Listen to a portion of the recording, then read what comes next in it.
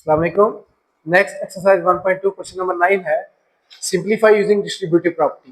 ये कुछ values given है हमारे पास, इस पे डिस्ट्रीब्यूटिव प्रॉपर्टी लगानी है। Distributive property of multiplication over addition भी इस पे अप्लाई होगी और distributive property of multiplication over subtraction भी इसमें अप्लाई होगी। तो पहला पार्ट है 25 मल्टीप्लाई 17 प्लस 25 मल्टीप्लाई 13। अगर हम करना चाहें तो इस क्वेश्चन को ऐसे भी कर सकते हैं, simply board maths rule apply करके, तो ये मल्टीप्लाई ऐड हो जाएगा। लेकिन हमारे पास जो क्वेश्चन में रिक्वायरमेंट है वो है डिस्ट्रीब्यूटिव प्रॉपर्टी। तो distributive property of multiplication over addition इस पे अप्लाई होगी। वो प्रॉपर्टी होती क्या है, चलिए यहाँ पे लिख लेता हूँ फिर बताता हूँ। 25 दोनों में से कॉमन आ जाएगा इंटू 17 प्लस 13 रहेगा। इसमें जो प्रॉपर्टी यूज हुई है distributive property of multiplication over addition, वो लिखूंगा अभी। A into B plus C हो, अगर वो होता है A multiply B plus A multiply C की। ये फॉर्म थी, हमने इस फॉर्म में कन्वर्ट कर लिया। अब सिंप्लीफाई करेंगे। 25 17 प्लस 13 इन दोनों को ऐड कर दें, ये आ जाएगा 30। 30 मल्टीप्लाई 25 इन दोनों को आप मल्टीप्लाई करेंगे, ये आ जाएगा 750। तो आपका पार्ट 1 चालू हो गया, उसका आंसर आ गया 750। इसी तरह पार्ट 2 है 35 मल्टीप्लाई 27 माइनस 35 मल्टीप्लाई 22। इस पे भी distributive law of multiplication over subtraction apply होगा। ये आ जाएगी वैल्यू 35 कॉमन आ जाएगा, 27 माइनस 22।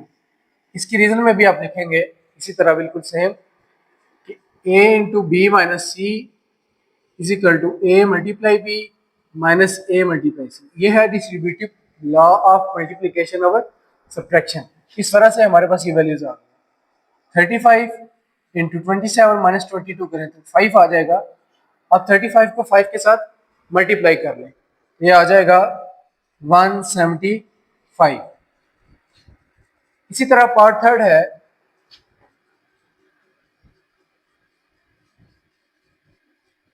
5/7 multiply 77 minus 5/7 multiply 56।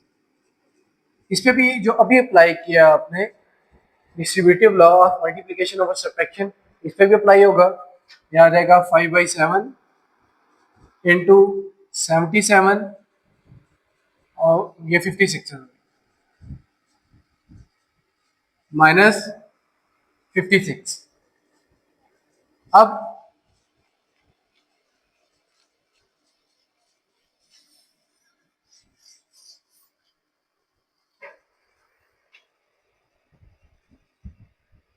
इसी तरह पार्ट 3 है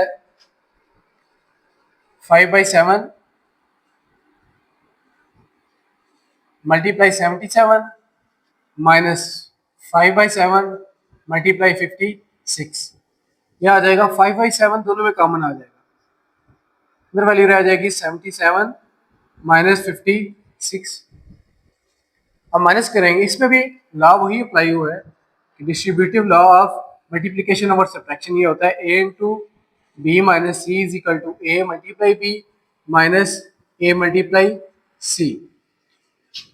ये आ जाएगा 5/7 मल्टीप्लाई 77 माइनस 56। ये करेंगे तो ये आ जाएगा 21। 7 3 21। 5 मल्टीप्लाई 3 15। तो क्वेश्चन नंबर 3 का आंसर आ गया आपके पास 15।